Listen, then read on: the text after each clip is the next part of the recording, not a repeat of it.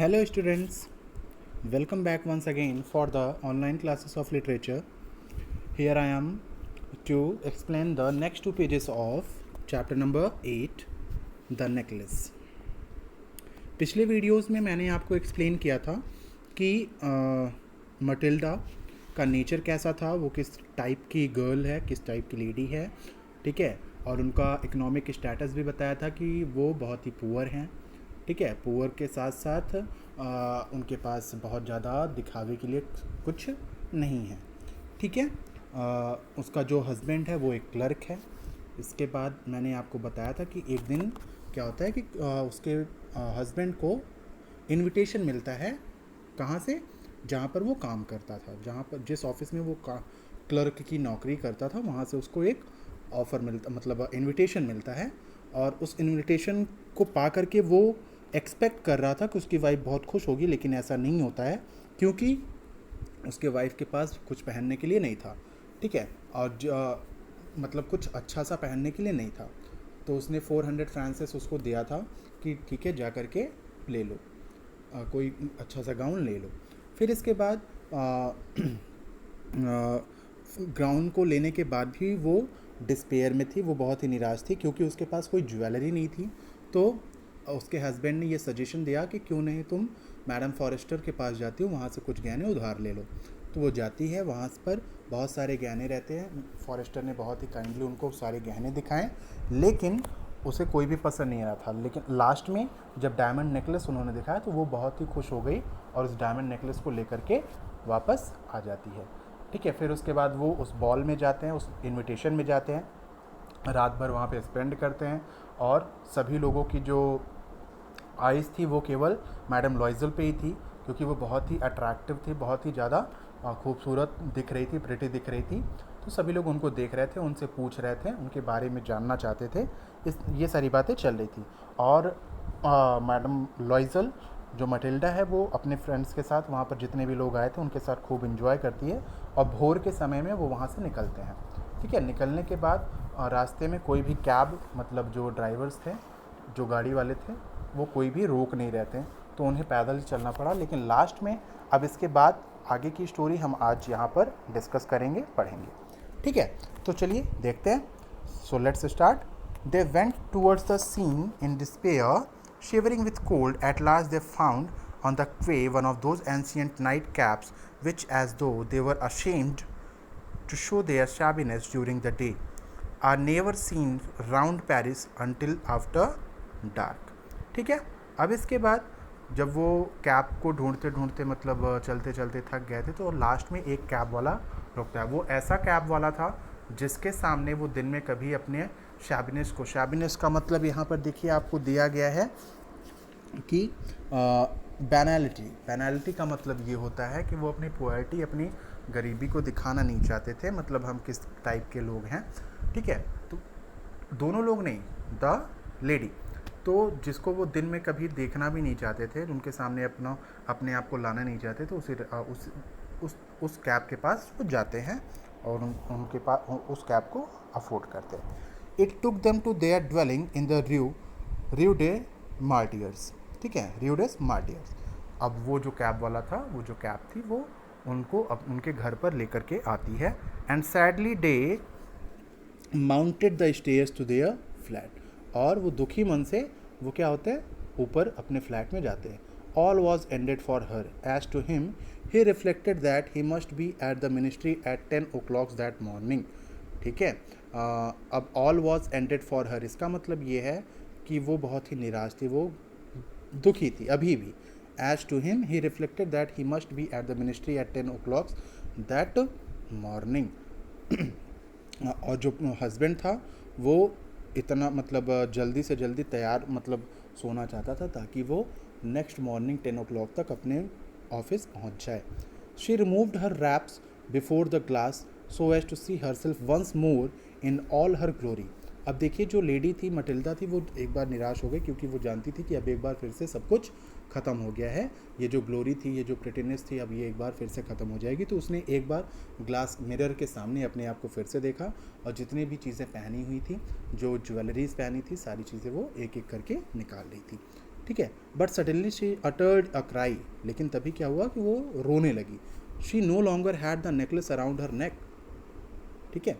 अब वो उसके पास जो नेकलेस उसने उधार लिया था मैडम फॉरेस्टर से, वो इसके गले में नहीं था। What is the matter with you, demanded her husband already half undressed, ठीक है। अभी जो उसका हस्बैंड था, कुछ ही कपड़े उसने उतारे थे, चेंज कर रहा था, तो उसने उसी पोजीशन में बोला कि वो प्रॉब्लम क्या है, क्या मैटर हुआ, क्या बात है। शी टर्न डिस्ट्रैक्टेडली टूवर्ड हिम, ठीक है। वो बिना चाहे अनचाहे मन से उसके तरफ मुड़ा और पूछता है कि आखिर बात क्या है। I have lost madam Forester's necklace, she cried. अब वो थोड़ा सा डरे हुए मन से, हकलाते हुए, हिचकिचाते हुए बोलती है कि आई हैव, मैंने क्या किया, मैडम फॉरेस्टर का जो नेकलेस था मैं मुझसे खो गया।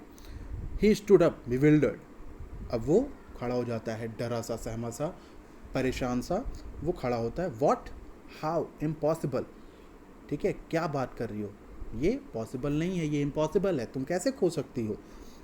They looked among the folds of her skirt, of her clock, in her pocket, everywhere, but did not find it. अब जब वो जानता है कि ये इस गायब हो गया, तो उसने चारों तरफ देखा, पॉकेट में, स्कर्ट के ऊपर, हर एक जगह पर देखा, लेकिन कहीं पर भी नहीं मिला। You are sure you had it on when you left the ball, he asked. अब वो पूछता है कि क्या तुम्हें यकीन है कि जब तुम बॉल से बाहर निकली, मतलब इनविटेशन से बाहर आई, तो तुम्हारे पास था। Yes, I felt it in the vestibule of the minister's house, ठीक है। But if you had lost it in the street we should have heard it fall, it must be in the cab, okay. अब वो क्या कहती है कि हाँ, जब हम वहाँ से निकले थे तो मेरे पास था, ठीक है। उसके बाद उसका हस्बैंड कहता है तो इसका मतलब ये है कि हमने उसको स्ट्रीट पर स्ट्रीट पर तो वो गिरा नहीं है, क्योंकि अगर स्ट्रीट पर गिरता तो गिरने की आवाज़ आती। इसका मतलब ये है कि हमने जो नेकलेस है वो कैब में गिर गया है या फिर कैब में ही छूट गया है, ठीक है। अब देखिए, yes probably, did you take his number. अब वो मैटिल्डा कहती, हाँ लगता तो ऐसा शायद, क्या तुमने उसका नंबर लिया है। No, and you didn't you notice it. वो कहता नहीं, और उसके बाद वो कहता कि तुम्हारा ध्यान कहाँ था, क्या तुमने ध्यान नहीं दिया। No, they look thunderstruck at each other, at last Loisel put on his clothes, ठीक है। अब वो क्या करते हैं, दोनों एक दूसरे को देखते हैं, थंडर स्ट्रक मतलब उनके ऊपर बहुत बड़ी आफत आ गई है। Eight last Loisel put on his clothes, और उसके बाद वो कपड़ा पहनता है, ठीक है, अपने क्लोथ्स को पहनता है। I shall go back on foot said he over the whole route to see whether I can find it, ठीक है। अब वो कहता है कि मुझे फिर से वापस जाना पड़ेगा पैदल ही, ये देखने कि कहीं वो मतलब उसको ढूंढने के लिए मुझे वापस जाना पड़ेगा, ठीक है। Next, he went out, she sat waiting on a chair in her ball dress without strength to go to bed, overwhelmed, without any fire, without a thought. अब इसके बाद जो उसका हस्बैंड था वो बाहर चला जाता है, और मटिल्डा उसी चेयर पर बॉल ड्रेस को पहने हुए ही वहाँ पर वेट करती है। उसके अंदर ओवरवेल्म थी, without any fire, without a thought, अब वो कुछ भी सोच नहीं रही है। Her husband return about 7 o'clock, ठीक है। अब वो ढूंढते ढूंढते वो वापस कब लौटता है, 7 बजे सुबह लौटता है। ही हैड फाउंड नथिंग, और उसे कुछ भी मिला नहीं था। He went to police headquarters to the paper office to offer a reward. He went to police headquarters to the newspaper office to offer a reward. He went to the cab companies everywhere. In fact, whether he was urged by the least spark of hope. ठीक है, वो कहाँ कहाँ पे गया था, police headquarters में जाता है, न्यूज़पेपर ऑफिस में जाता है, मतलब एडवर्टाइज़ करने के, मतलब एक रिक्वेस्ट करने कि जो भी उसको पाया हो दे दे तो उसको रिवॉर्ड मिलेगा, ठीक है। कैब कंपनीज़ के पास जाता है, मतलब हर उस जगह पे जाता है जहाँ पर थोड़ी सी भी हो, आशा हो कि हाँ यहाँ से मुझे कुछ मिल सकता है, ठीक है, सबके पास हो जाता है। She weighted all day. अब इसके बाद नेक्स्ट पेज पर हम आएंगे। She weighted all day in the same condition of mad fear before this terrible calamity, okay. अब वो जो मटिल्डा थी वो दिन भर वेट करती है उसी कंडीशन में, जैसे पागलों की तरह, ये जो उसके साथ ट्रेजिडी हुई है उसके बारे में सोच करके वो परेशान सी बैठी थी. लॉइजल return at night with a hollow pale face. He had discovered nothing. ठीक है, उसका जो हस्बैंड था फिर से एक बार तो सुबह आया, फिर उसके बाद पुलिस के पास गया, कैब के पास गया, हर एक जगह पे गया. अब रात को वापस आता है और अभी भी उसको कुछ मिला नहीं था. ठीक है, नेक्स्ट देखेंगे. You must write to your friend, said he, that you have broken the clasp of her necklace and that you are having it mended. That will give us time to turn around. ठीक है, अब वो कहता है कि अपने wife को suggest करता है कि तुम ऐसा करो, अपने फ्रेंड को कह दो कि उसका एक क्लास्प मतलब उसकी कोई जड़ी जो होती है वो टूट गई है और उसको हमने बनने के लिए दिया है, जिससे कि हमें थोड़ा सा समय मिल जाएगा उसे ढूंढने के लिए. She wrote at his dictation.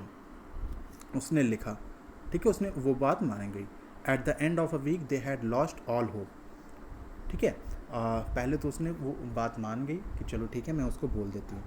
फिर इसके बाद ऐसे ऐसे करके पूरा वीक बीत गया और उन्होंने पूरी उम्मीद खो दी थी कि अब उन्हें कोई उम्मीद नहीं थी कि वो मिलेगा. लॉइजल who had aged 5 years declared. मतलब लॉइजल जो कि उससे 5 साल का बड़ा था, अब उसने बोला we must consider how to replace that ornament. अब हमें ये सोचना चाहिए कि उस ऑर्नामेंट को कैसे रिप्लेस करें. The next day they took the box that had contained it and went to the jeweller whose name was found within. He consulted his books. ठीक है, अब उसके बाद दूसरे दिन क्या करते कि उन्होंने वो बॉक्स लिया. ठीक है, और उस ज्वेलर के पास गए जिस पर उसका नाम लिखा हुआ था. बॉक्स पर उसका नाम लिखा हुआ था तो उसके पास गए. He consulted his books. It was not I madam who sold that necklace. I must simply have furnished the case. ठीक है, अब वो कहता है जब उस ज्वेलर के पास जाते हैं तो वो पूरा सब कुछ मतलब अपने रिकॉर्ड्स को चेक करता है और कहता है कि मैंने वो ज्वेलरी वो नेकलेस नहीं बनाया था. हाँ, मैंने उसको वो जो बॉक्स था उसको फर्निश किया है लेकिन मैंने उसको बनाया नहीं है. Then they went from jeweler to jeweler searching for a necklace like the other, trying to recall it, both sick with chagrin and grief. ठीक है, उसके बाद वो एक ज्वेलर से दूसरे ज्वेलर के पास उसके जैसा ही नेकलेस ढूंढते हुए एक जगह से दूसरे जगह जा रहे थे, जिससे कि वो बहुत ही बीमार हो गए. उनको दुख था बहुत ज़्यादा. ठीक है, और दुखी थे. They found in a shop at the palace royal a string of diamonds that seemed to them exactly like the one they had lost. ठीक है, अब वो उनको जो नेकलेस उन्होंने गुम किया था, खोया था, उसी के जैसा एक नेकलेस पैलेस रॉयल में मिल जाता है. It was worth 40,000 francs. और उसकी जो कीमत थी वो 40,000 फ्रांसिस थी. They could have it for 36. और उन्हें वो 36 में मिल जाता. So they begged the jeweller not to sell it for 3 days yet. और उन्होंने उस ज्वेलर से मतलब रिक्वेस्ट किया कि आप इसे 3 दिनों तक मत बेचिए. And they made a bargain that he should by it back for 34,000 Francis in case this should find the lost necklace before the end of February. ठीक है, अब उसके बाद उन्होंने ये कहा कि उन्होंने बारगेनिंग भी की कि 36 नहीं 34 तक आप दे दीजिए और हम इसको लेंगे. ठीक है, Loisel possessed 18,000 francs which his father had left him. He would borrow the rest. Loisel ने मतलब उसका हस्बैंड क्या कहता है, मतलब वो सोचता है कि मेरे पास मेरे जो पिता हैं 18,000 फ्रांसिस उन्होंने मेरे लिए छोड़ा है, मैं उसको ले लूँगा और कुछ किसी से उधार ले लूँगा और ये नेकलेस खरीदूँगा. ठीक है, he did borrow, asking 1,000 francs of one, 500 of another, 5 lois here, 3 lois there. He gave notes, took up ruinous obligations, dealt with unsurers and all the race of lenders. He compromised all the rest of his life, risked signing a note without even knowing whether he could meet it, and frightened by the trouble yet to come, by the black misery that was about to fall upon him, by the prospect of all the physical privations and moral tortures that he was to suffer, he went to get the new necklace lying upon the jeweler's counter 36,000 francs. ठीक है, now listen. अब वो एक एक लोगों के पास से जा कर के, जितने भी मनी लेंडर्स थे उनके पास से जा कर के उधार मांगता है, और उधार मांगने के चक्कर में उसे दुनिया भर की बातें सुननी पड़ती थी। ठीक है, ऐसे एग्रीमेंट्स पे साइन करना पड़ता था जिसको वो पढ़ता भी नहीं था, केवल उसे पैसा चाहिए था, ये भी नहीं देखता था कि आखिर इसमें लिखा क्या हुआ है, क्या चीज़ें हैं, कुछ नहीं पढ़ता था, वो सिर्फ साइन करके पैसा ले लेता था। उसे ये भी नहीं पता था कि इसके कारण उसे आगे चल कर के क्या परेशानी होगी। इन सारी बातों को दरकिनार करते हुए वो केवल पैसा इकट्ठा कर रहा था, और लास्ट में सॉरी वो ये सारे पैसे लेकर के जाता है उस पैलेस, उस ज्वेलर के पास, और वहाँ से 36 फ्रांसिस में उस नेकलेस को खरीद लेता है। ठीक है, next, when madame Loisel took back the necklace, madame Forestier said to her with a chilly manner. ठीक है, वो जब मैडम लॉइजल उस नेकलेस को लेकर के मैडम फॉरेस्टर के पास जाती हैं, तो मैडम फॉरेस्टर बहुत ही आराम से कहती हैं कि you should have return sooner, I might have needed it. उन्होंने कहा कि तुम्हें इसे थोड़ा और पहले दे देना चाहिए था, अगर मुझे काम पड़ जाता तो मैं क्या करती। She did not open the case as her friend had so much feared. ठीक है, if she had detected the substitution, what would she have thought, what would she have said, would she not have taken madame Loisel for a thief। ठीक है, फिर इसके बाद वो कहती है, वो सोचती हैं कि जब वो कहती है कि तुम्हें पहले पहुंचा देना चाहिए था, मुझे काम पड़ सकता था। तो उसके बाद वो उस केस को, उस बॉक्स को खोलती नहीं है मैडम फॉरेस्टर, और इस बात को देख करके, इस बात को लेकर के मैडम लॉइजल जो थी बहुत दुखी, सोच में थी कि अगर वो बॉक्स को खोलेंगी तो कहीं वो डिटेक्ट ना करने लगे कि ये मेरा है या नहीं है। ठीक है, और ये सोचने न लगे कि कहीं मैं चोर तो नहीं हूँ, मैं थीफ तो नहीं हूँ। तो इस तरीके की बातों से वो डर रही थी। ठीक है, अब इसके बाद जो लास्ट 2 पेजेस हैं वो मैं आपको नेक्स्ट डे एक्सप्लेन करूँगा। तब तक आप इस ऑडियो को सुनते रहिए और समझते रहिए। Till then, goodbye and have a nice day students.